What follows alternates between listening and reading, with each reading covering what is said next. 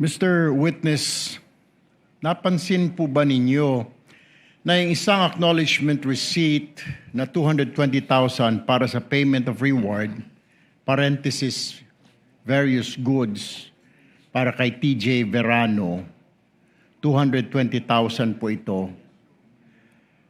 Ang date po ng receipt ay December 22, 2026. Samantalang ang expenditure ay para sa taong 2022.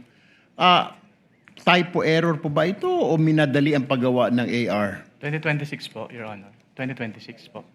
Ang acknowledgement receipt. December. Tama, 2022 acknowledgement receipt. Ayan po.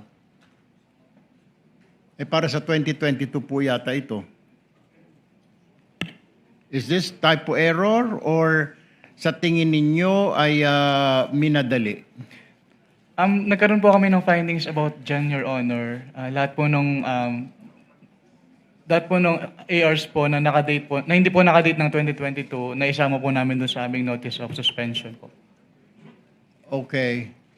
Pero ang pirma po dito ni TJ Verano po, may pirma po nito, di po ba? Based on that document po, it appears na si TJ Verano po. So, dinate niya po ng 2026, in advance niya na?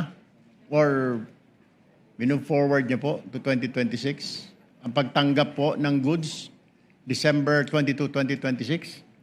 Para sa 2022 po ito? Yes po, kaya po kami nagkaroon ng findings about dyan, Your Honor. Okay. So, question ho ninyo. Opo, kinwestiyon po namin.